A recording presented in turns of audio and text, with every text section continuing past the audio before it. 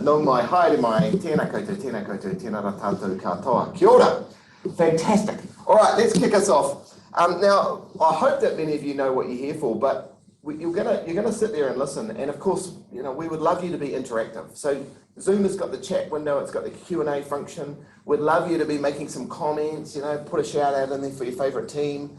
You know, make some comments about them, give them some encouragement and support and tautoko them, because this is a really big thing to do, and it's not easy to pitch, particularly when you're in this kind of weird COVID environment.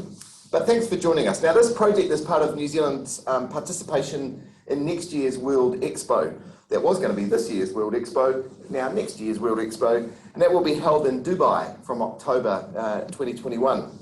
And World Expos, if you don't know about them, a huge opportunity for the whole world to come together and share ideas, innovation, and culture. And it's a huge thing that only happens pretty rarely. It's a wonderful opportunity for New Zealand to showcase itself. And New Zealand's theme for Expo 2020, now 21, is care for people and place. And as part of showing that support and the care, the teams here have embarked upon a project to nurture New Zealand's next generation of entrepreneurs in partnership with the Young Enterprise Trust. And today's pitches are the culmination of over a year's journey, actually, for those teams who've been working on their products, their company, their ideas, their marketing, and ultimately working on business development. And now they're here to show us the result of all of that. They've been participating in workshops and challenges with New Zealand Trade and Enterprise. That's the government organisation that helps New Zealand businesses grow internationally. And they've been preparing themselves for international markets, just like any other New Zealand business. In fact, this included for these teams a trip to Thailand to learn all about the Southeast Asian market opportunity over there. So they were living it, they were doing it. This wasn't a play thing, they were really growing a business. And right now, we're supposed to be in Wellington. And we were going to have this big finale event in person that was going to be pitching and a big celebration of success, and culminating actually in a trip to the Expo 2020 in Dubai. But as we all know, COVID had other plans this year for all of us. And so that got in the way of the Expo 2020 piece, and we've had to postpone and unfortunately defer that travel prize. But today, instead, the teams are competing for a cash prize of $1,000 for their business. So still a great prize out there.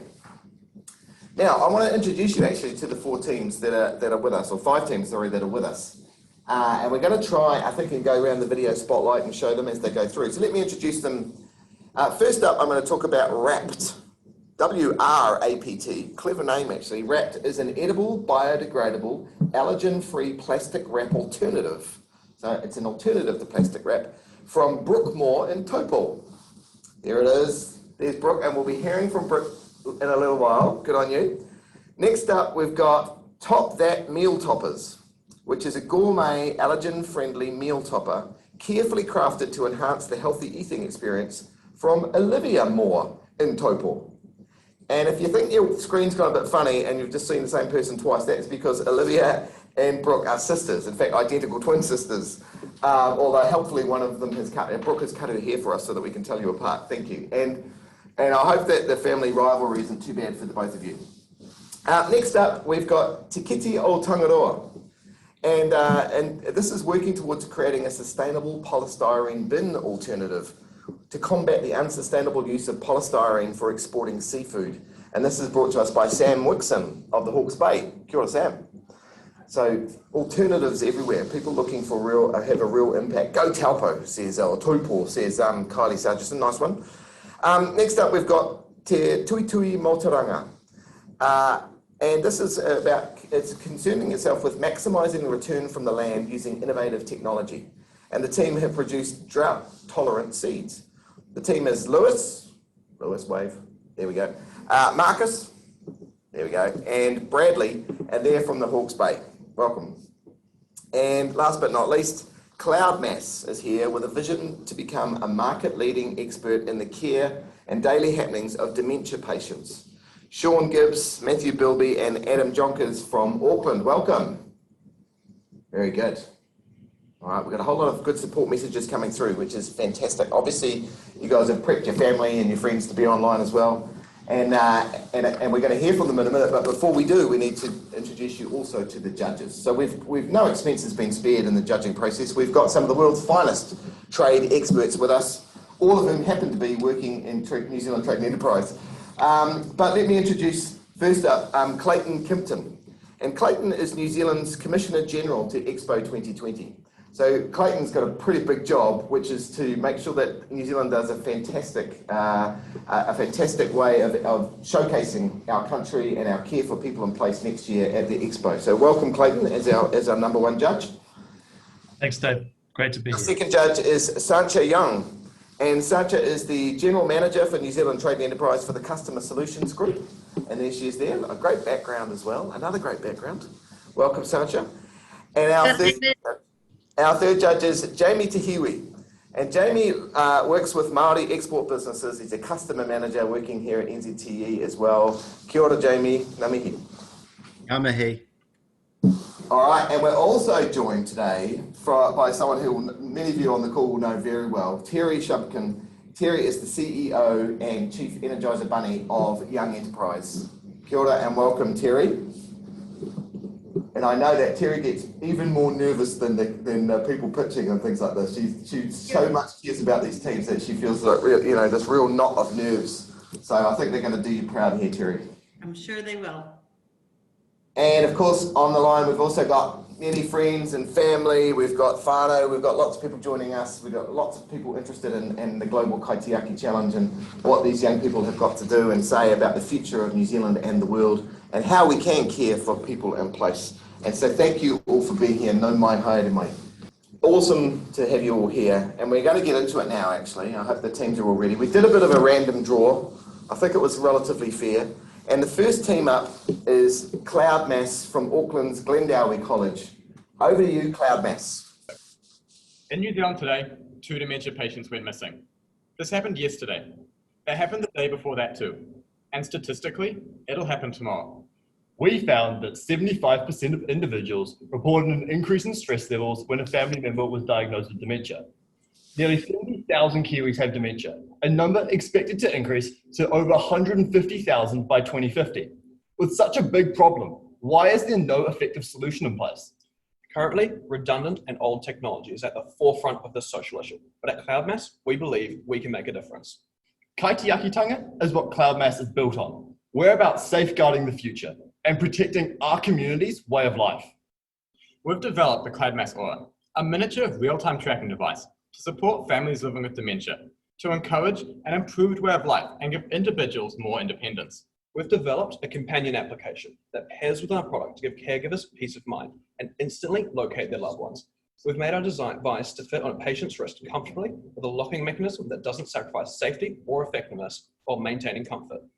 CloudMass embraces the New Zealand identity and the Expo theme of caring for people in place by striving for an innovative and sustainable future within business and our communities by reducing stress and improving mental health, which will help others make a difference alongside us.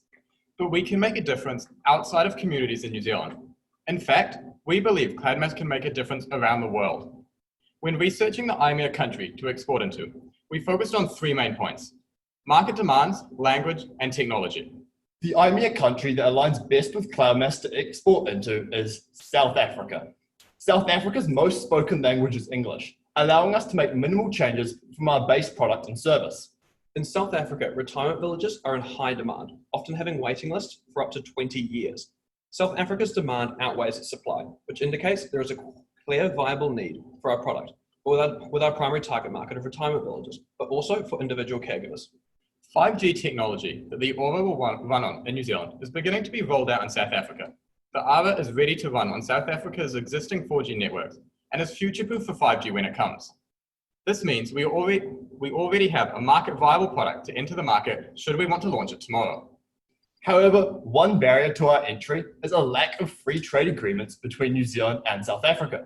Instead, as a technology product, we have to pay 15% import tax on the product, which will increase our costs of production. Another barrier is the presence of COVID-19 in the IMEA region, which has negatively affected the South African economy and currently made it an unattractive market to export to. We've identified this as a major problem in our market entrance, and will need to ensure increased stability in the market and South African GDP before we enter South Africa. The best method of market entrance into South Africa for CloudMass is partnering with a distribution partner and exporting the ore through them. One partner we have identified is Primacare, a South African specialist in dementia care products. By entering the market with a distribution partner, we will have an agent on the ground that better understands the market we will be selling to, rather than just an online case study. Initially, when entering the market, we'll have backing from NZTE, allowing us to focus on targeting large retirement village networks, such as Evergreens or Livewell, to increase our initial market share and brand awareness as quickly as possible. There will be no change between our primary markets in New Zealand and South Africa. Both target markets pride themselves on their care of dementia patients and will both make suitable foothold market customers. Another benefit of using a distribution partner is that our supply chain remains relatively unaffected. We assemble the ore in China, and total quality management is done here in New Zealand. From there, we will ship it air freight, favouring quick movement direct to Primacare, to Johannesburg and Cape Town distribution in South Africa. We will directly contact retirement villages from New Zealand and instruct them on how to purchase the ARA through Primacare. This changes our distribution channel from a direct business-to-business sales channel to a retail distribution channel, which, although this will decrease our revenue, will allow our logistics on the ground in South Africa to be covered entirely by our distribution partner. These actions will minimize our risk as much as possible for us. Our key performance indicator in South Africa is to sell 500 units of the ARA inside of 1 year in the market.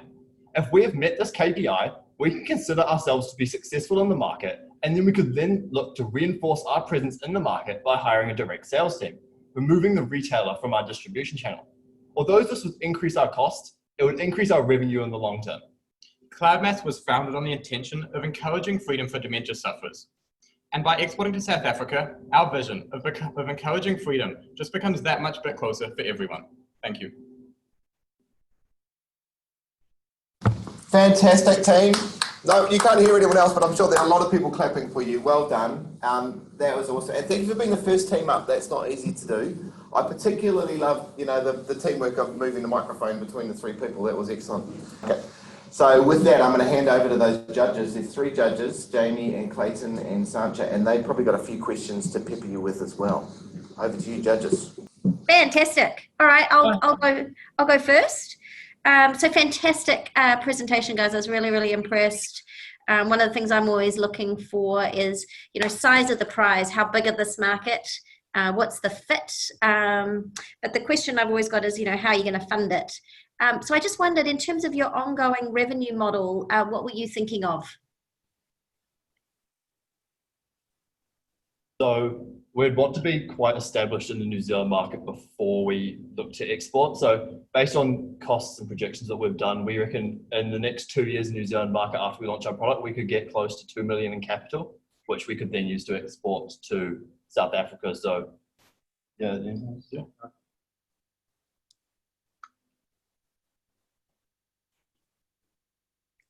Is anyone else building on that? That's the, yep. So the 2 million is obviously our ambitious goal for the New Zealand market, but mainly our funding will be by going with a distribution partner. We won't initially have to set up a big sales team there. We'll be able to connect with them just by sending a couple of us over, or Zoom calls and such, which should lower our costs initially to enter the market. And then from there, we'll be able to build on the sales we've already made there and reputation so that we can expand our awareness over there. Very good. All right. And does each user that subscribes to the app, does their family pay an ongoing fee? Is that how it works?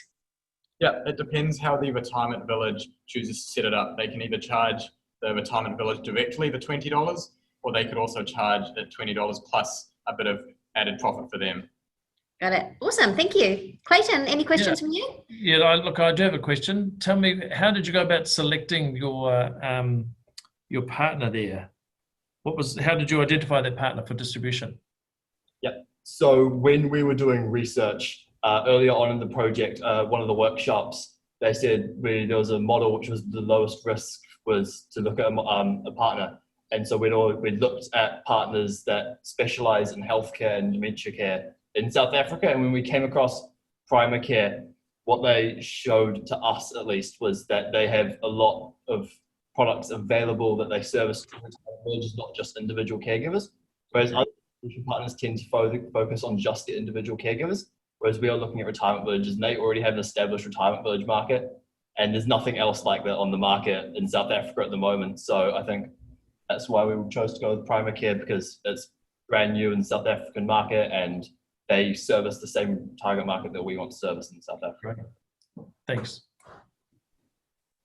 Okay, so thank you, lads. So look, I've just got two questions. The first one's around product fit, and I guess sort of what level of testing do you think you'll need to make to confirm that this product will actually work in this market? I mean, it's a little bit like, you know, if you're off the, say, the outside of the health, the rest home, will the product sort of work? I mean, what's the extent of Wi-Fi accessibility?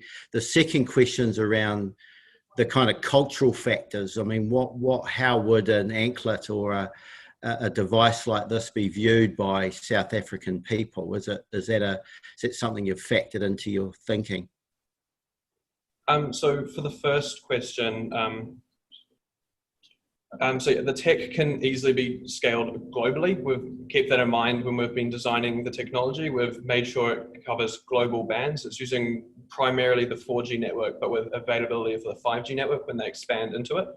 So that means that pretty much every country, including South Africa, already has the system set up in place that you need for a product to expand there. As for the fashion kind of culture around wearing a band, so right now we've got the band design. And so one of the main things we've been focusing on is it doesn't necessarily have to be a watch. So the idea is that it can split out and it can go into a watch, or it could go into, say, on a walker, or it could go on a belt buckle, a necklace. The idea is that we'll be talking with these retirement villages and see what each specific retirement village, what they want, and then we can customize it to fit their needs. Very good, thank you. All right, we're about out of time for questions. Now we will give you the judges your 2 minutes. How did you find the questions, team? Was that a bit nerve-wracking? I think pitching on Zoom was the worst part of it. The questions weren't too bad in the end. Yeah. It's pretty hard work on Zoom because all you're seeing is yourself. You're not getting any kind of feedback or anything like that. But let me tell you, there are great comments coming through supporting you. Lots of, as I said earlier, lots of people are emotional about the proposal and the proposition. See, it sounds like you guys have really got some momentum going here. Do you want to? I mean, the judges are gone now, so you can tell us the truth. No, I'm joking.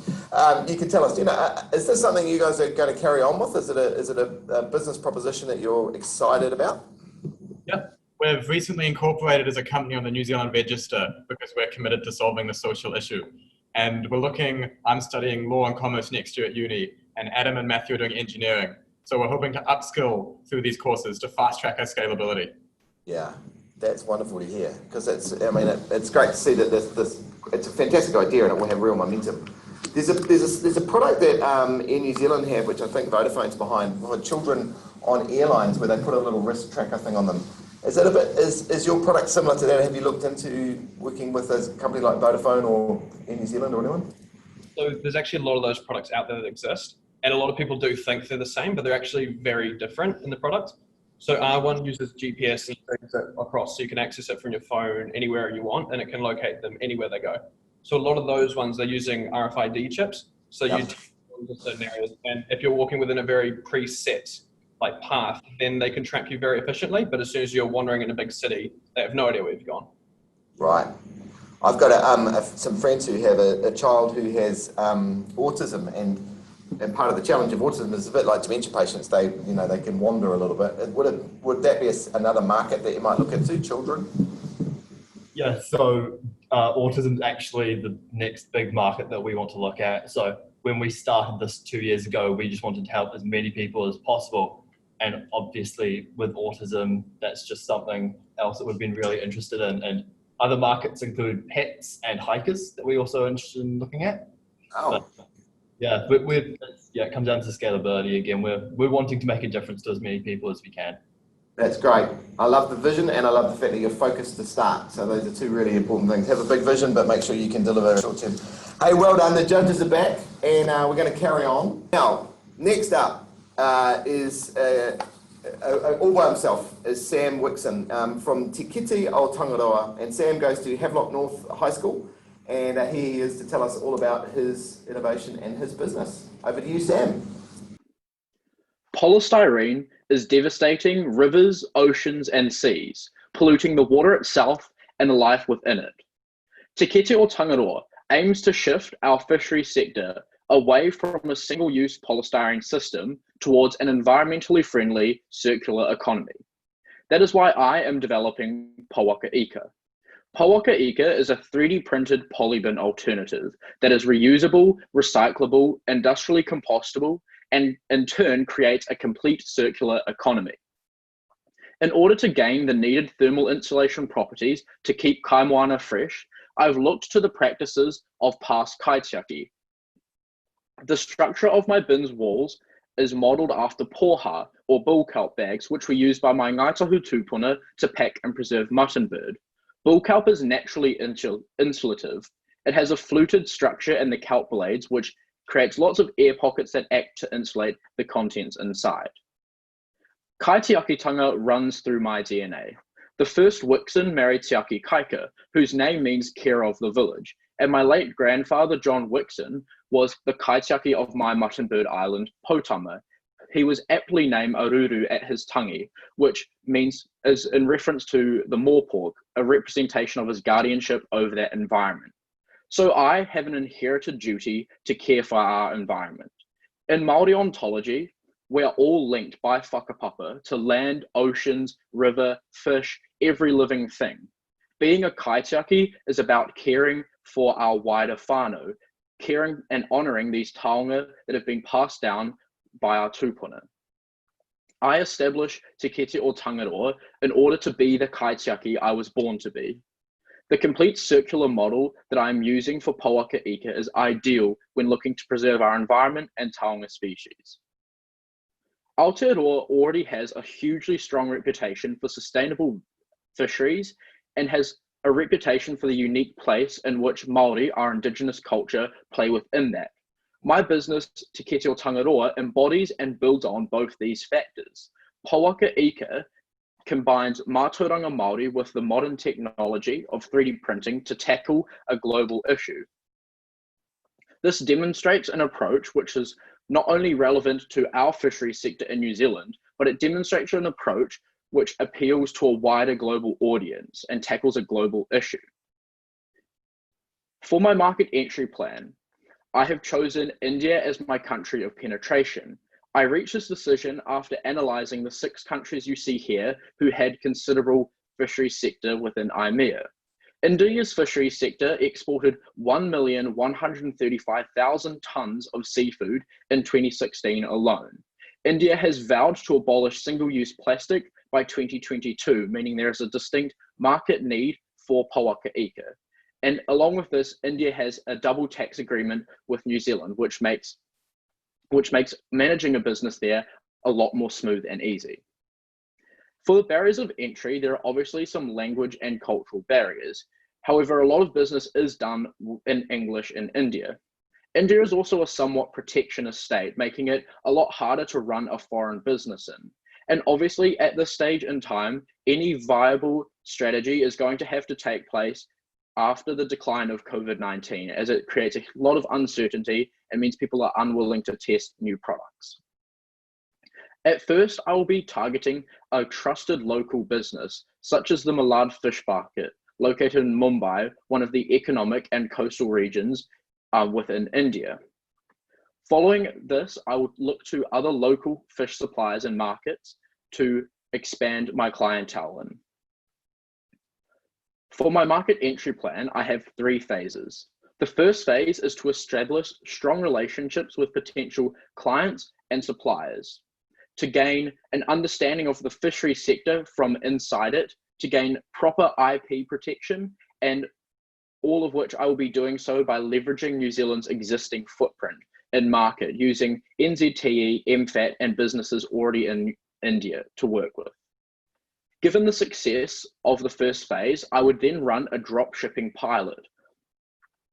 A drop shipping pilot would be viable as it allows me to outsource manufacturing to India. India is a huge tech nation in our world, and so outsourcing to an existing 3D printing farm would be the ideal situation.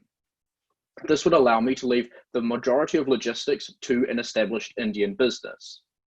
One potential supplier I've looked at is 3Ding. After contacting 3Ding, they confirmed with me they could run small batch manufacturing in line with this drop shipping model.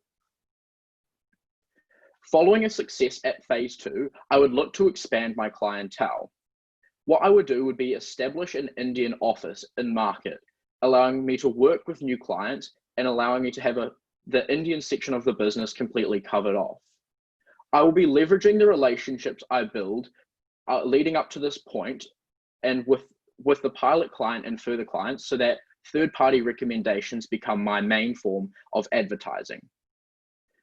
It is critical that I build a strong in-market relationship with my clients and suppliers. I gain trust with consumers, ensure compliance with laws and legalities, gain full IP protection, address any language and cultural barriers, gain an extensive knowledge of the Indian fisheries market, and earn enough revenue in the first phase to pay for the cost of bilingual staff and setting up an office in India. Te kete o Tangaroa, ka ora ai te iwi. Care for the basket of Tangaroa and the people will be well. Oh, ka mautuehi. That is awesome. Thank you so much, Sam. And you probably don't know this, but we have one of the trade commissioners from India is one of the judges. So Sancha, I'm going to hand to you first for your 4 minutes of judges' questions. Ka pai. That was fantastic. I was definitely on the edge of my seat, having spent 5 months in India, and I did see Irfan on the call as well. So I just love the problem that you're looking to solve. I guess having been in India, based in Mumbai, I gained an appreciation of how vast a place India was. So I wanted to know more about what your strategies would be to develop relationships with your clients and suppliers, as you identified that as one of your critical success factors. Yeah, so I decided to break my entry plan up into 3 phases and have a first phase which really focused on building those relationships. So the idea being that if I had tried to just go straight into the market without having spent time there to understand the actual Indian fishery sector and to understand the way business runs there, that it would be very hard to have a successful launch. So what I'd like to do would be to work with NZTE and MFAT and other businesses who exist there already from New Zealand to gain that clientele and to gain conversations with those people. I think like being able to talk to a potential supplier or potential client from, you know, government facilities in a way would be obviously a lot more appealing to them than being like a sort of cowboy who's come along with this wild product, you know. So that's really what I'm wanting to do in that first phase. Great. Well done. I'll pass to Clayton. Thanks, Sancha. Good to meet you, Sam. My question relates to the point at which you'd look at going to that market. To what degree would you want to be successful in New Zealand first, or would you see yourself starting in that market? I would lean towards starting in New Zealand. The nature of my product being built off matauranga Māori means it gives a lot of appeal to New Zealand and to New Zealanders, because that's something they can relate to. That narrative, whilst still being good overseas, is not as strong. And so within New Zealand, I understand the market here already, and I've already got contacts in New Zealand, so it'd be a lot easier to run through that way. And we've also got a lot of great Māori businesses and who run in that sector, especially Ngaitahu fisheries, who where the inspiration came from was my Ngaitahu 2.0. So. And my next question is, in terms of the raw material to actually create the product, sufficient supply? Yeah, so with the material I'm using to print is called PLA. So it's a quite common plastic that's industrially compostable. And for 3D printing, it's the most common and the main plastic that gets used. So it's, yeah, there's a really big supply of it at the moment. Great, thank you. Jamie. Thank you, Clayton. So, yeah, kia ora.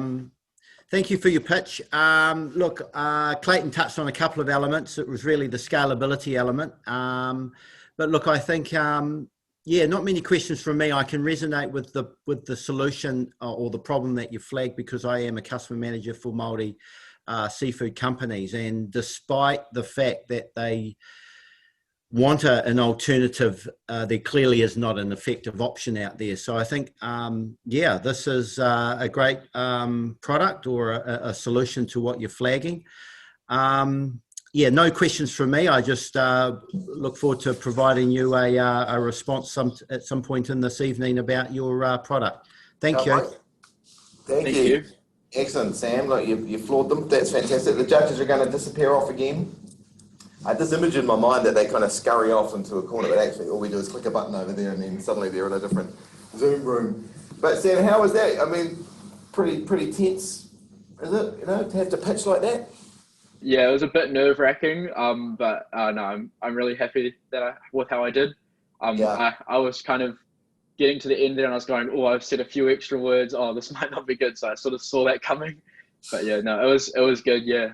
No problem. And it was nice to see some encouragement coming through from the other teams actually too. You probably might not have seen it, but it was cool. And they mentioned that it's great to hear your family story too, from your tupuna, and how it's had an influence on you. You know, clearly a big part of it. So tell us a little bit more about your grandfather. He sounds like a pretty amazing guy. Yeah. So my grandfather, John Wixson, was probably my childhood hero at the time. So he was, a really supporting, caring person for all of us. He'd always come over to our rugby games and things like that.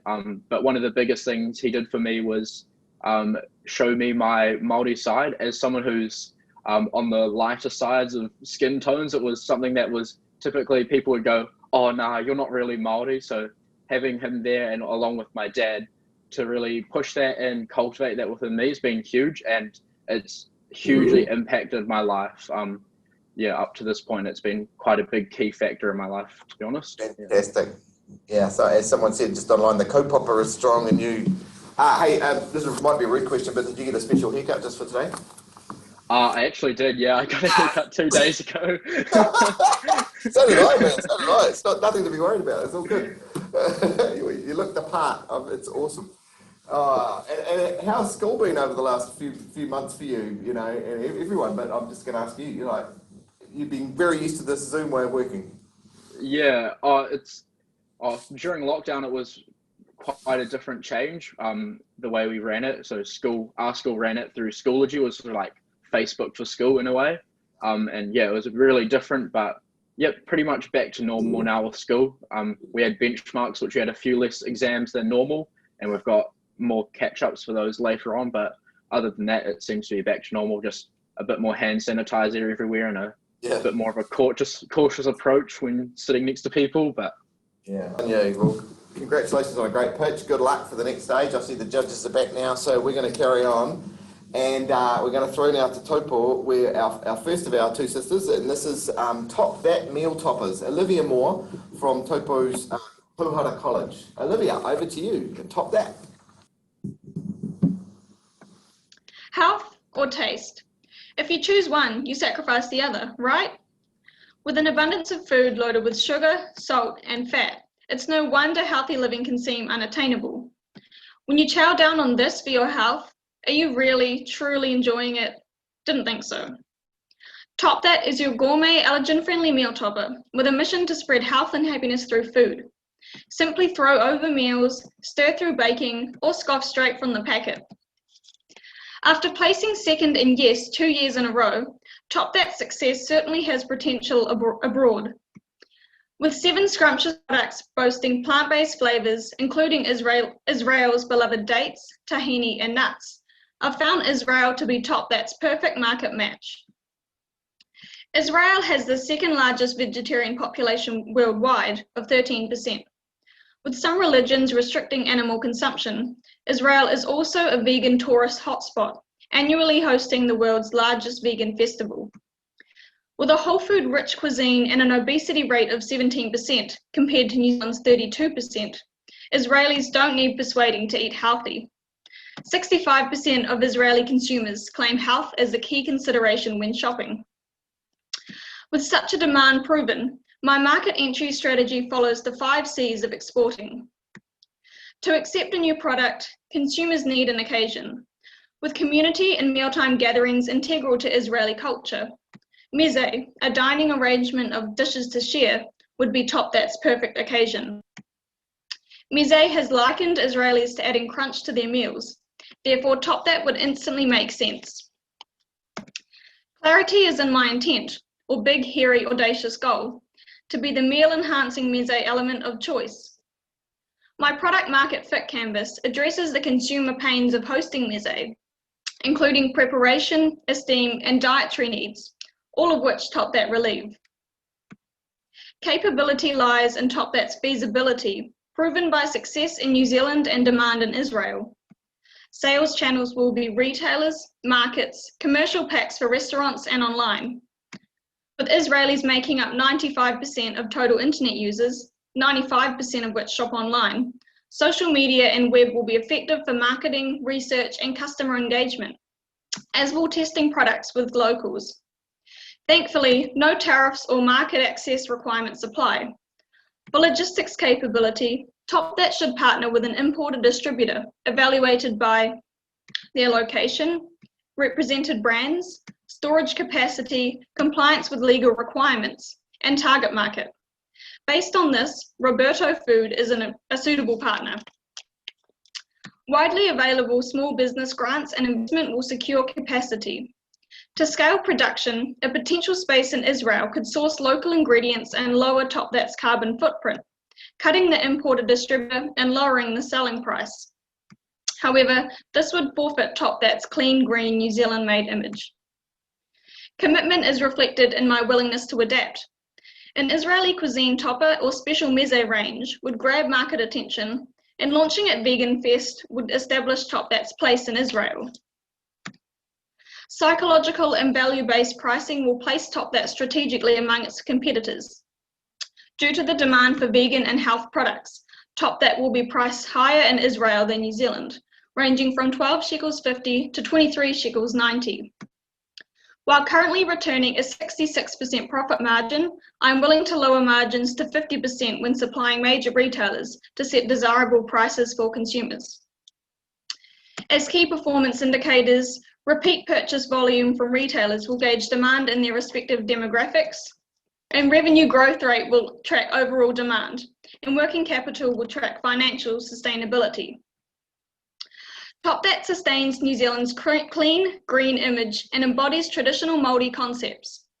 With Kaitiakitanga and Hawara core business values, Top That inspires a better lifestyle for long-term well-being and less environmental impact. Top That's washable and reusable packaging steers consumers from the throwaway mindset to normalise recycling at home. Stressing Hawara in our global diet culture, Top That emphasises the role of happiness and overall health, thanks to its luxuriously healthy flavours, and proves holistic eating can cure cravings usually met with processed foods. With Top That, consumers can enjoy a healthy lifestyle, free of societal habits of dieting, restricting, and a single-use mentality detrimental for people in place. At World Expo, I believe Top That can exemplify Kaitiakitanga and Hawara as universal principles, showcasing New Zealand's sustainable edge to benefit global business and quality of life. I'd love to thank Yes and NZTE for their time and investment. With all my learnings, I can only wish for Top That's impact to expand, whether in Israel or further. Now, here's a mise feast you'd be glad to partake in. With Top That, health and taste go hand in hand.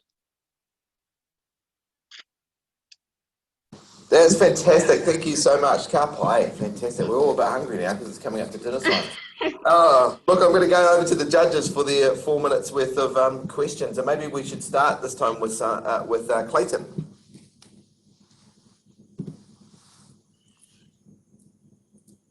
Thank you. That was an impressive presentation, and I did like the research that you'd done in terms of identifying Israel as a primary market. My question really is related to at what point does your research say that you would launch into a new market in terms of the capital required to do that? Yeah, so proven by Top That success in Israel and the demand, success in New Zealand and the demand that I've found in Israel with the vegan market and the health market as well. I think that would definitely be a viable way to scale. and yeah, also like how Israelis don't need persuading to be healthy. I think it would fit Israel perhaps more than New Zealand. So I think that would be a scalable way to grow my business. So you wait until you're waiting until you're successful in New Zealand before going to Israel, or looking at going to Israel directly? Looking to go to Israel directly. So I see that there's a lot of potential in Israel. Right. Yeah, perhaps more so than New Zealand.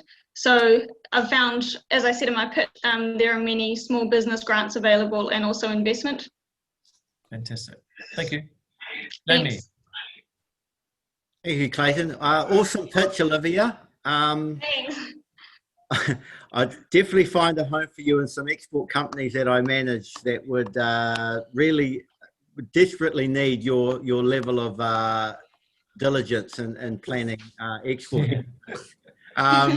Yeah, very impressed. Hey, look, not much to fault in what you've pitched and how you've framed it. I guess for me, you know, yeah, how would you resource it, right? I mean, there's probably a level of sort of startup capital you're going to need to get production going and pilot initiatives. So yeah, what's your thoughts around that? Yeah, definitely. So one of the challenges I addressed in my pitch was whether to keep production in New Zealand and export, or is to open a production space in Israel, because that way I could use local supplies, which would help with the Israel connection and also environmental, so not having to ship things overseas. But yeah, I definitely would need to look more into my capital need for that. And also, yeah, just trying to gauge whether or not it would be wiser to open production in Israel or stick to New Zealand. Brilliant. Thank you. Thanks. Cool. And just one from me, Olivia. Just a question. So why would Israelis want to buy a New Zealand product? What makes a New Zealand product stand out? I think definitely, as we've seen, all of us went to Thailand together. Something we really found overseas is that they look at New Zealand products as like that clean green reputation. So it has kind of like a high quality kind of mark. So I think Israelis would definitely value that. But then again, also Israelis are very brand loyal and are loyal to like the relationships that they have. So an Israeli made product would also be of value to them. So how much would the New Zealand story be part of how you would market the product? It definitely would play a big part, especially with the Kaitiakitanga and Hawara aspect. I think it would be really important to bring that into Israel and, as I said, educate those as universal principles. So I think Israelis with their health and with their interest in health and whole foods would really buy into that idea. Great, thank you. Awesome, Thanks. well done. Thank you. Thanks so much to the judges. They're going to disappear off again. And there's a couple of questions that came through while they're off, and we've got a couple of minutes just to ask. Someone's asked, where could they buy this in New Zealand? Like, we really like the idea of it. Can we buy some? Yep, you can buy it online. Also in Taupo, I've got it in a couple places. I go to the markets here quite a bit. I do want to get it into a retailer, but there is, yeah, I've got barcodes. I've got everything sussed out. I just need to make the call and to scale up as well. Well, that's cool. There might be some people on this call tonight that might be able to help you out with that. And in terms Yeah, of buying hopefully. online, I know that Yes has a store, and Terry, are you on there? I'm going to put Terry on the spot. Can we put Terry on? Or she got off with the judges.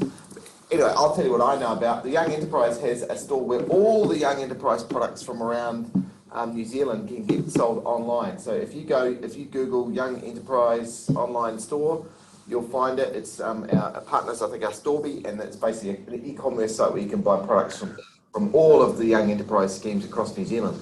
You're only seeing 5 tonight, but there are hundreds around the country. So I presume Top That is on there, Olivia. Right. Maybe, I'm not too sure. You don't know. I love it. You just distribution everywhere. There it goes. Yesmarket.co.nz. Someone's just put it on the thing there. Yesmarket.co.nz. It'd be awesome to go there. And how often do you eat your own product? Like, there's a saying about eating your own dog food in terms of, like, it's not dog food, clearly, but how often do you have the products? Yeah, quite a bit. My dad often has it on a cereal. He likes to have like salted tahini caramel one, adds a nice crunch and sweetness to his cereal. I like using the coconut bacon lots in my meals as well. Yeah, it's a good thing to add into bacon and egg pies or Caesar salads. And then, yeah, just to jazz up your breakfast or your salads, I use it quite a bit. Fantastic. I'm going to try to make my breakfast tomorrow morning.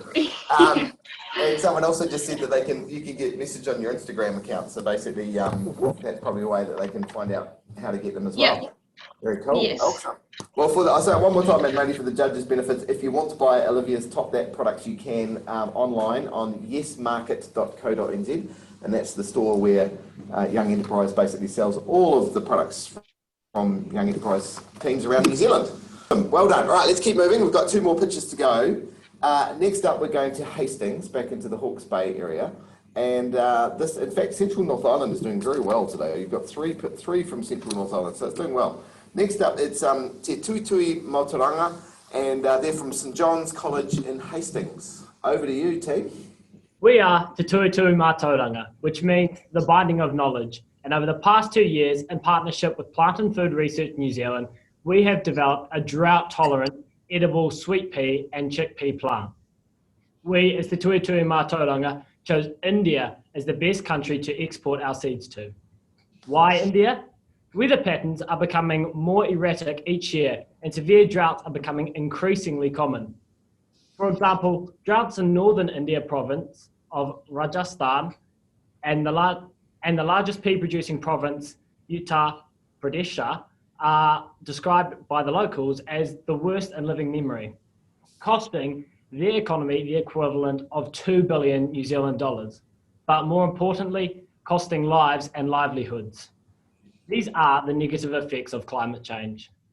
As such, our product has an edge, providing a more sustainable, short and long-term option for farmers.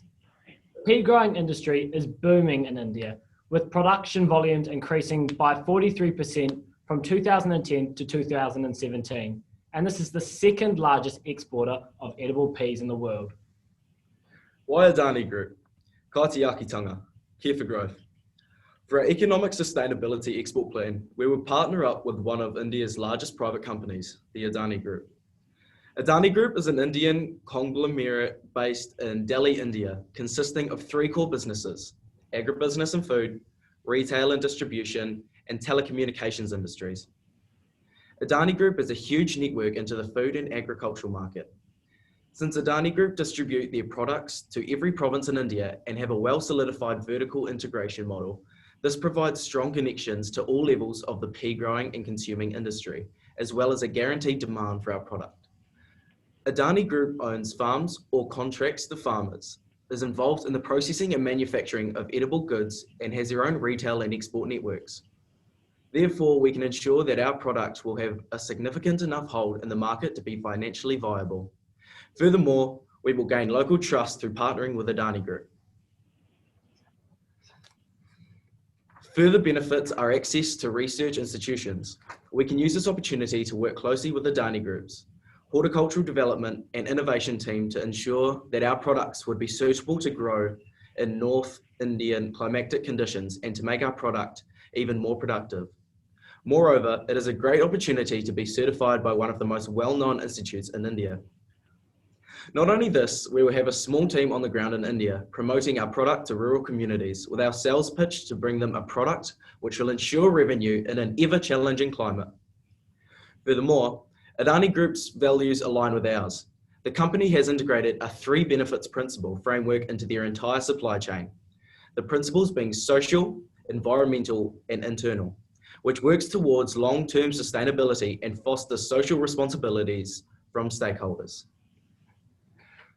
Why the village experience? Kaitiakitanga, care for people. Our social enterprise that we would partner with is the Village Experience, who will support our social sustainability export plan.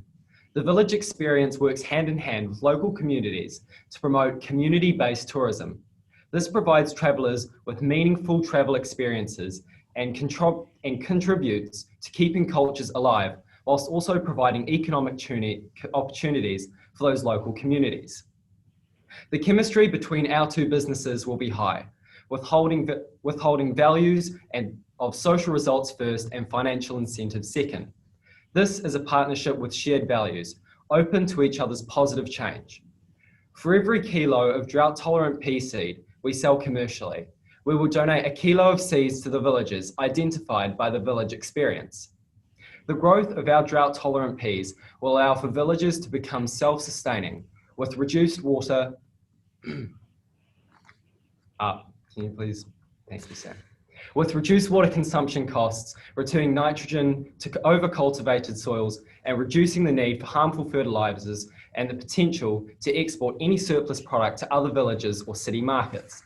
Furthermore, in a post-COVID-19 world, our product will help provide food to tourists visiting through the village experience for a unique cultural experience. Once the villages have generated a local growth economy, the tides will turn and they will purchase the seed off us in order to support other villages like themselves. Our export strategy addresses the pains of water scarcity among struggling farmers, and due to the increased yield and decreased water consumption, can not only suffice the dietary needs of their communities, but have the opportunity to export excess goods to other communities or businesses of which they can have an income. Our social sustainability policy would not be the add-on to our commercial endeavours. It is the commercial endeavour which is designed to serve our social enterprise work. Thank you.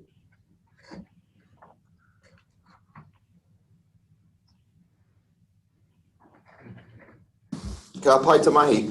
Great way to finish too, with the idea that the social enterprise is really the key thing that you're going for there. Over to the judges. Maybe Jamie, would you like to start us off with some questions? Yeah, sure. Thanks, David. Thanks, boys. Enjoyed that. Look, just one sort of theme that's sort of I want to ask around resourcing. Yeah, where would the production of these products be conducted? So that's a good question there. So initially, this is kind of a long-term plan. Initially, we'd like to conquer the New Zealand market. Firstly, the personal growers, then commercial, and then working to export it. And so the idea is throughout that progression of time where we're developing our business in New Zealand, that we would also develop the finances and tools to be able to scale up production sufficiently to export to India. Thank you. Sancha, do you want to go next? Yeah.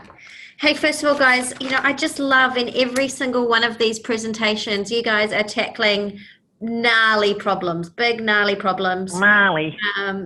You're going after massive markets and you're really embracing what Kiwis do well. So I just loved those shared values that you'd identified with your partner in India, because I do think that that is a critical part to the success of this. One of the questions I had was, how are you thinking about, you know, you talked about the part of India that you are targeting. Can you talk to me more about how did you go about identifying that part of India to target? Because I think it's really great practice that you've managed to narrow down such a big market into a more focused strategy. So when I went to Thailand last year for the Kete Biz Venture trip, we were discussing about making export strategy into Thailand, and we also identified there that it was in northern Thailand where they were having severe drought, and that's what we pitched on when I was over there.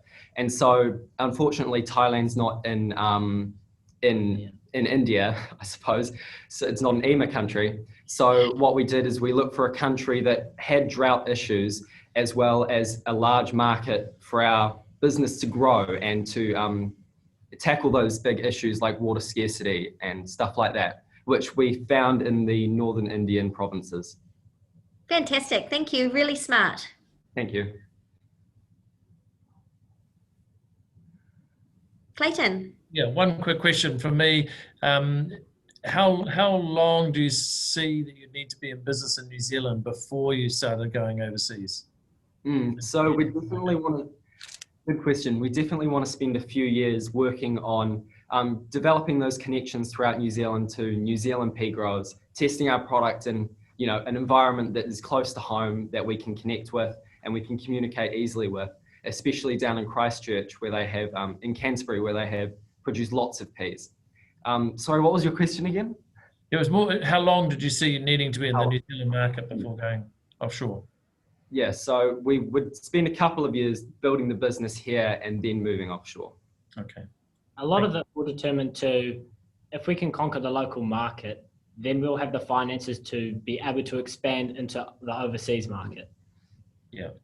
And do you see you being able to do the same social, the social enterprise in the New Zealand market as you outlined for the Indian market?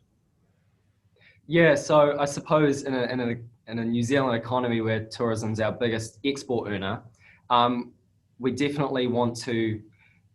The question you're asking, it doesn't know, because in New Zealand it's not like we have farmers who are struggling to make ends meet or are rural and local, the like. So it will be more based on the commercial stuff, so we can expand our social work overseas. Okay, that's great. Thank you, guys. Thank you. Great presentation. Fantastic presentation. Thank you so much. Again, the judges are going to disappear off, leave us alone, and we can have a bit of a chat. And if anyone's got out there, have got questions for the team, let me know. I'm keen to understand how the dynamic works with the three of you. Have you got defined roles in the business? How does that work? So, well, I work more on the science side, so I've been working real hard with plant and food research over the last couple of years to do all the trials and stuff like that, and Marcus will go on to what he's on about. I'm more about the financial side of things and more or less communicating with people and sort of getting them on side with our product. So a lot of our social media through school. I know the school is absolutely behind it and they always want to know what's going on with it. And then Brad is talk about what he's into. So I kind of promote the stuff that we do, and then also like the watering of the peas and just kind of getting all that kind of stuff. I do quite a lot of that. Oh, they give you the job of watering the peas. That's cool. But you're the sales guy. I'm good at it. Yeah. Okay, that's good on you. Oh, it's great. So you got Chief Product Officer, Chief Revenue Officer, Chief Marketing Officer, and Chief Watering Guy. I'm pretty good at it, trust me. I'm sure you are. That's really good. But you don't have to water them that much because they're drought resistant. That's the entire point. Brad works with us with running all the scientific trials and stuff. Oh, that's really good. He follows your instructions by the sound of it. That's fantastic. No, it's good. And it is Chief Operating Officer. There you go. Someone's just put in there. And also a comment was made earlier, which I thought was spot on, which is this is such an important problem to solve. You guys have really got your finger on something really quite critical. So keep going. And I love the fact that you're kind of in this sort of Harry Potter environment there with the picture behind you. I keep waiting for it to sort of talk at me. But you're obviously in the school hall or something, are you? We're in the boardroom. Oh, really? That's very cool. I love you mentioned that your school gets behind you, and I think all schools in Yes actually get behind the student. You haven't got a teacher watching you now, have you? No. Oh, They've got parent-teacher interviews tonight. Oh, okay. Well, that's good. Hopefully this can get you some credits towards your NCEAs and that sort of thing. Fantastic. Anyway, the judges are back. Excellent to have you back, team. Right, we're going to kick on with the final presentation. Poor old Brooke has been sitting here waiting, watching, probably getting a little bit nervous, but look, it's been great so far. And now we're going back to Taupo and back to the Moore family household, because now it's Brooke Moore from Taupo's Tauhara College. Over to you with Wrapt.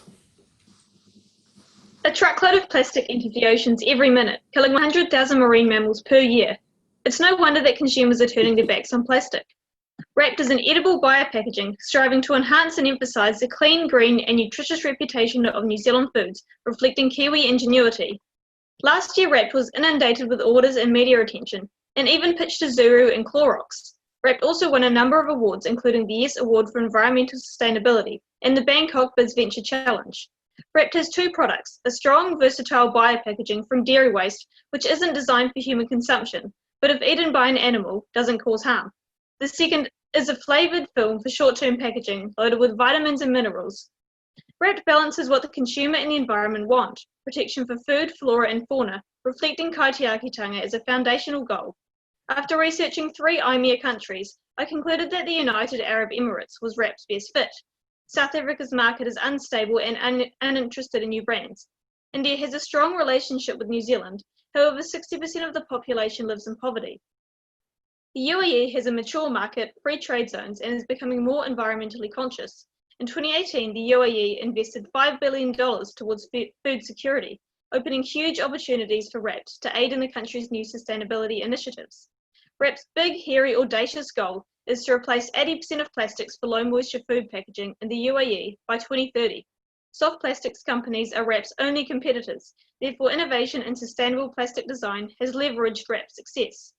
Wrapt targets mid to high range, low moisture foodstuff producers following the sustainability trends of the UAE consumer. With Dubai's race to become one of the most environmentally sustainable cities on the planet, Wrapt will specifically target Dubai. James is one of Wrapt's end consumers. His disposable income and tight schedule means he relies on premium takeaways, but is concerned with his excessive plastic use. Flavoured wraps appeal to young mothers with disposable income to spend on a tasty alternative to plastic wrap. COVID-19 has also sparked a surge in food packaging. Consumers are attentive to how businesses are navigating the pandemic. Sustainability, safety, quality, and accessibility are all considerations as shoppers adjust their buying habits. In the lead up to World Expo 2020, Dubai is in search of quality, safe, and sustainable packaging to meet the demands and expectations of tourists.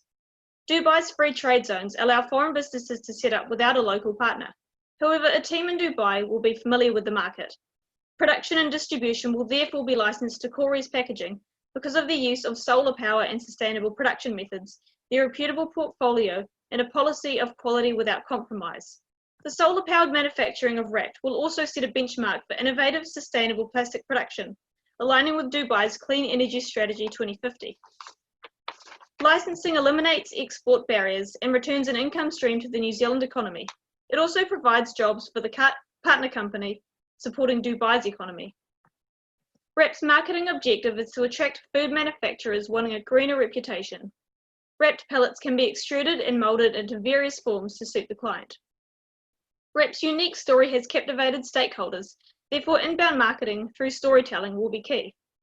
Human-to-human connection with consumers is Wrapt's strength, and according to Gulf News, word of mouth is one of the most successful marketing strategies in the UAE. The UAE packaging market is very competitive with no dominant players. An edible bio packaging is just the freshness it needs, and allows for Wrapt's cost plus and premium pricing to maintain an 83% profit margin. Success will also be measured through set KPIs. The World Expo 2020's theme is Connecting Minds and Creating the Future, with Kaitiakitanga as New Zealand's focus. This aligns with Wrapt's philosophy of making creative use of nature's toolbox. Marketing and selling Wrapt will showcase the peak of natural innovation by using nature to protect our beautiful kai, and when its purpose has been fulfilled, returning it to the land through consumption or biodegradation. Its proposed use in the Expo's restaurant will build the sustainability message and be a talking point for visitors, showcasing Kiwi resourcefulness. Wrapt's number 8 wire thinking is represented in the logo, which reflects a circular economy through Wrapt's use of the dairy waste product calcium caseinate. Wrapt draws a link between the purity of our country and the goodness such purity produces, kindness, and a creativity which makes use of and cares for the whenua. Where innovation grows from the land, the birthplace of some of the most incredible innovations, from the electric fence to the bungee jump, and now the edible packaging recycling dairy waste. This is what Wrapt represents, a truly global Kaitiakitanga project. The Kiwi who saw a global problem, found a market opportunity, and used Kiwi ingenuity to help protect our planet. Wrapt will maintain and improve New Zealand's image as a healthy, clean, and innovative place to be. Oh, congratulations. Oh, Oh, well done. We're all clapping for that. That was a really nice presentation. Thank you so much. I was blown away. But anyway, we're going to go over to the judges. yeah, I'm jumping in because I'm just blown away with the innovation, Brooke. I just thought such a cool story and so much innovation, and I just loved how you tied it all together. But the thing that I'm most worried about for your business is protecting your IP. So what have you thought about to make sure that nobody steals this fantastic idea? Yeah, so I have worked with some IP lawyers in the past, and we've decided not to get IP protection in New Zealand. But if I was to launch in Dubai, I think, yeah, definitely I'd get some sort of patent or, yeah, just something on it because, yeah, it definitely does need to be protected, especially in a different market. Great stuff. Well done.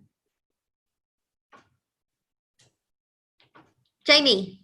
Oh, thanks, Sancha. Thank you for your presentation. Again, yes, like Sancha, very blown away, and for most, probably very impressed. So Yeah, my question is really about, I guess, the brand, the Wrapt, and how that might or might not resonate with your target audience. So I know that Wrapt is a word that we like to use in New Zealand, but you know, what's your response to your brand in this market, target market? So in Dubai, my main market is mainly expats. So I think it was something like 70% of Dubai's population is made up of expats. So I'm kind of targeting a similar market to the market that I am targeting in New Zealand. And also the whole idea around New Zealand products being of really like pure, clean, really high quality. I think that will resonate with the population of Dubai as well. Yep, that's perfect. Thanks for the response. And just a quick question for me. This might be too obvious, this question, but what do you wrap the edible wrapper in? Oh yes, so How do you keep it clean? yeah, so here is a product here. This is the flavored Wrapt, and this is a compostable bag. So it's still, yeah, in the future I was hoping, so I've got two products. The other, which is like a long-term food packaging. So the ultimate goal is to have this product here packaged in the other packaging. So I'm making the most of two Wrapt products as well. Okay, that's great. Fantastic presentation. Thank you very much, Brooke. All right, now the judges are going to disappear actually for quite a bit of time now. You get a minute or two on Brooke, and then you're going to stay a bit longer and talk about all 5 of the presentations. And so, Brooke, I've got a couple of questions actually. I saw one come through. Someone online was asking, who are your competitors? Do you have competitors in this sort of space? Yeah, so competitors, my main competitors are companies already producing plastic packaging and plastic wrap. I haven't found anything in New Zealand that is similar to this product with the edible aspect. So it's mainly just trying to move consumers away from using plastic and plastic wrap and more towards like environmentally sustainable alternatives. Yeah. Oh, good on you. And now we asked Olivia earlier, and she said that you road test the products at home. So does your dad eat the edible wraps for breakfast as well, just to kind of balance things out? Sometimes I feed it to my dog sometimes, and he eats. Nice. Nice. Now you look like you had a lot of success. I've got a couple other questions while we're waiting. You've pitched to Zuru, the Mowbray family. You won an award I saw from Sam Ramloo there. You've obviously got some real experience here. How long have you been doing the Wrapt business for? I started Wrapt last year, and the success kind of kicked off with the Girl Boss Awards, and after that I got quite a lot of media attention, so that kind of kick-started everything for me. Great. I mean, all 5 of the teams here seem to have done a really amazing job of not only building a company, but learning how to pitch, learning how to work together as a team, learning how to work the media, sounds like. You guys have really done an amazing job, so congratulations to all 5 of you for that, which is awesome. Now, we're going to keep moving because the judges are now in their deliberation mode. They're going to take 5 minutes or so, but we thought we would play a little video for all of those 60 or so people who are online who want to find out what was everybody doing over the last year. We talked about Thailand, we talked about the workshops. So we've got a little video. Hopefully we can play it over Zoom, and as soon as we come back, we'll have the winners. Wrapt is an edible, allergy-free biodegradable plastic.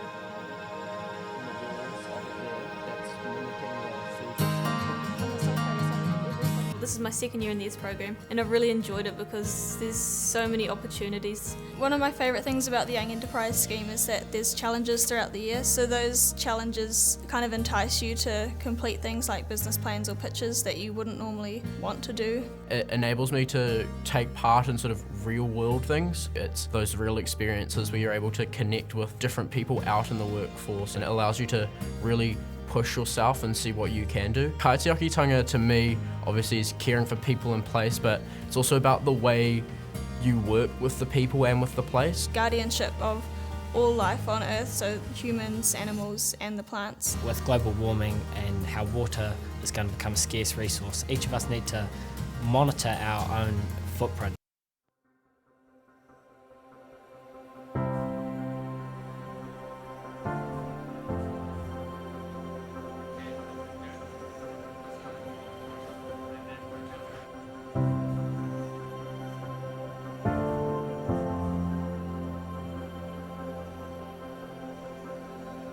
I think students can get three different things out of participating in this project. In terms of the high-class mentoring that they get across 14 months of working with the NZTE, it's invaluable for them. A big thing that we're learning about is exporting to international markets, and that's something that I would like to do. That can lead them onto a global stage, which means they can have international collaborations, the type of which there's no way they would have had access to otherwise. We want to be able to expand and give ourselves some international opportunities around the world. At business events, we've been able to go up and approach some of the people at the top of their field, the CEOs of big corporations, and they have time to listen to what we have to say and give us some advice. But thirdly, on a slightly different scale, the way they look into their projects is vital. So they're learning to pivot. We've seen students already pivoting even at the second workshop stage. Looking at how my product can be done and whether or not it can be done, in fact. They're also learning a little bit more about what is their purpose and who is their customer. Boxes they thought they'd already ticked months ago, but they're learning to reevaluate and reimagine exactly what they're doing. Sustainability and eco-friendly living is still new to Thai consumers, but they're starting to wake up to it, and especially the younger generation are pushing it. I think these lessons can definitely be applied to New Zealand, that creating a sustainable business is equally about helping the community and improving the quality of life. And we wanted to target New Zealand's next generation of innovators and entrepreneurs as a way of both promoting kaitiakitanga and care for people in place, but also engaging them with Expo. Because when we're talking about creating the future, it's the students and the young people that are the future of New Zealand, the future of the world. We will be targeting commercial pea growers in India, as this is a place where commercial growing We chose these because they have the best fit based on the criteria and provide viable expansion options in the future. We've got fracture side dishes of nuts and seeds, so Israelis would already be accustomed to The place I could market would be the Indian Journal for Fisheries. So far, what we've learned has been invaluable. Learning about export readiness and market readiness, it's the sort of stuff you can't really learn anywhere else, and the opportunities we've been given are amazing. So some of the key learnings for our young entrepreneurs are around setting audacious goals. So with the workshop today, I've learned about KPIs, which are key performance indicators. So it helps you achieve your big goals that you set out as a company. The thing what I love about this program is it's actually showing young people that you can combine business and enterprise with kaitiakitanga and looking after our people and our planet. We like to kind of challenge the rules this generation, so I think we're trying to come up with innovative ways to try and solve problems, and obviously one of the big problems at the moment is environmental issues. They are enthusiastic learners, they're like sponges, and they're really coming to market with some innovative ideas that are really going to change their sustainability footprint of New Zealand. What these young people are doing is they're building businesses that are designed not just to grow, but to support a better society. That was fantastic. So great to see the journey over the past year, and looks like a pretty good time in Thailand, and lots of great workshops, lots of learning. The judges are going to have a very, very difficult time. We were just saying we don't envy them the job that they're all doing at the moment. So they'll probably take another minute or two. What I wanted to just check in with David, we are back. You're back. How come I can't see you? I don't know. All right. Well, we won't keep anyone in suspense. We're not going to keep people in suspense any longer then, because if the judges are back, I just can't see them on the screen anymore. But hopefully they'll come back. And the judges now, they've done their deliberation. A very difficult job, as I mentioned. Clayton, can you hear me okay?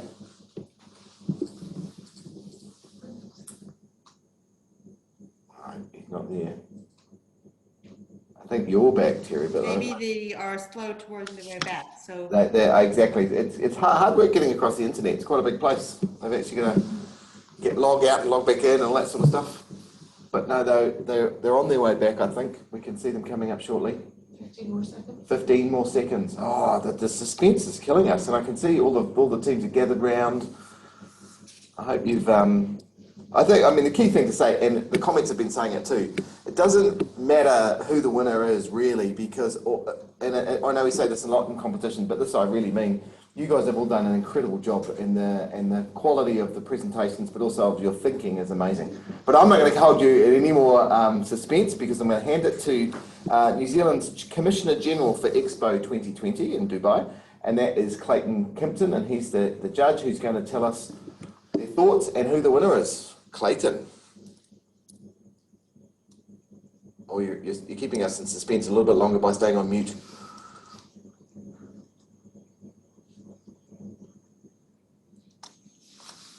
Now's not a good time to be on mute. There we go. There you go. Hey, look, my apologies. Hey, thanks, David. Hey, this has been a tough ask. So, and also the judges had a very, very short amount of time to be able to really dive into this. But first of all, can I say we are all incredibly impressed with all five of the presentations. It blows us away, and we did comment that if only some of the other New Zealand companies that are coming along and talking to NZTE could actually articulate what it is, your purpose, your research, what it is that you want to achieve so quickly and so succinctly. It really was amazing. So first of all, just before I announce the winner though, and we all get carried away with the excitement of that, I just want to thank, sorry. I'm going to, first of all, I just want to thank the judges who've been working with me. That's Sancha and Jamie. I want to thank you, David, for chairing or leading us through this this competition and all of the presentations tonight. And also, I know there's been a lot of people behind the scenes, particularly Kelly in Dubai and Terry here. So this has been quite an exercise that hasn't just taken today, but has been going over the past year. So I want to thank you guys very much for that. But without any further ado, the winner is Brooke Moore and Wrapt. Thank you so much. I was not expecting that. It is fantastic. And I know that Sancha, you had a couple of things you were wanting to say. Well, Brooke and Isaiah, you did a fantastic job, but actually what I want to say is to all of you, to Sean and your team, to Sam, to Olivia, to Marcus and Brooke, you did, I was blown away with this afternoon. It's been the highlight of my day. So inspiring to see future business leaders in the room this afternoon. Commercially astute, you've done your groundwork, you're embracing solving some really big challenges that we need to solve for the good of the world, all coming out of the innovation and smarts of New Zealand. And one of the things I loved in all of your presentations was that you recognize that relationships are key in business. It always does come back to people. So fantastic job. I am so excited to see where you all go as leaders for New Zealand. So well done, Brooke, and congratulations to all of you. I'm very impressed. Fantastic. Oh, that is so cool. Brooke, congratulations from all of us here too. Saying, how are you going to spend the prize money, and will you share any of it with Olivia? Oh, I don't know about that. Maybe. Yeah. The R&D process is very expensive, so I think I'll have to invest it back into R&D. Just good on you. Yeah, just trying to get the recipe right. It's just very, very, yeah. Oh, good on you. And what's next? I mean, R&D is a really important, input. What do you see next for the business after winning this prize? So my main goal for this year was to create the new plastic packaging material, which is designed to replace soft plastics. So that is where I see my business headed, is more, not necessarily away from the edible aspect, but focusing more on the biodegradable and edible to animals aspect, yeah. I suppose. Yeah. That's fantastic. Well, again, congratulations. I hope you're delighted. I want to say, personally, that it was wonderful to meet all the 5 teams earlier in the year at the workshop that we had in Auckland, and I know all of the people who were involved in those workshops from NZTE and other places were just so incredibly amazed. I want to correct Sancha because she said something that was a bit wrong. She said future business leaders. You guys are real today business leaders, like you're genuinely doing it. And to the Tuitui matauranga, to Top That, to Kete Tangaroa and the team from CloudMass, like you guys are incredible. Please keep doing what you're doing. New Zealand needs you, the world needs you to do the work that you're doing. Both to build our economy, but also you're having the ideas you've got of having a great impact for the world. So thank you so much. Clayton, do you want to make any closing comments? Look, no, I think we've said it all. Can you hear me? Yes. Yeah, you've said it all. I just want to say how impressed I am with all the teams. You definitely are the new generation of entrepreneurs, which is what New Zealand needs right now: fresh, innovative, and bold thinking. And we're really excited to be working with Young Enterprise through this, and also to be able to run a second cohort next year in the lead up to Expo 2020 from October 21. So stay tuned for more details on that score, but I just want to say thank you to all of the teams. Awesome job. I think it's very rare to be in a situation like this and not hear from Terry. She's such a driving force behind Young Enterprise. Terry. Kia ora, thank you, David. And certainly thank you. I mean, Clayton and David have done their thank yous, but thank you to NZT and New Zealand Expo. Love the fact that you came to us with this idea for this project. But my biggest thank you is just to the students. David and Clayton said it. You're not the future business leaders. You are today's business leaders. You're today's change makers. And I guess from the bottom of my heart, I want to thank you. I've loved watching your journey over the last 18 months. It's given me inspiration, and I just want to encourage you to keep doing that. And more importantly, keep in touch, because I cannot wait to see where each of you go from here. That's right. And don't forget, at home, you can go to yesmarket.co.nz, can't you, Terry? And you can buy products from all of the Young Enterprise teams around New Zealand, not just the ones from tonight. I'm going to ask in Te Wiki o Te Reo Māori, the Māori Language Week, I'm going to ask Jamie if you would mind closing us out with a karakia. Good night, everybody. Ka pai, David. Kia ora no tātou, ngā mihi nui kia koutou. Ngā mihi ki te wānanga o kaitiakitanga e mihi atu nei ngā mihi i ngā tauira, i ngā Pākehī Māori, nō reira tēnā koutou. Karakia whakamutinga, whakatakata hau ki te uru, whakatakata hau ki te tonga, kia mā kina kiuta, kia mā taratara ki tai. Kia hi aki ana te ātākura, he tio, he hoka, he hauhu ngā tihe Māori ora. Kia ora tātou, ngā mihi. Ngā mihi, pō Māori e kia tātou. Good night.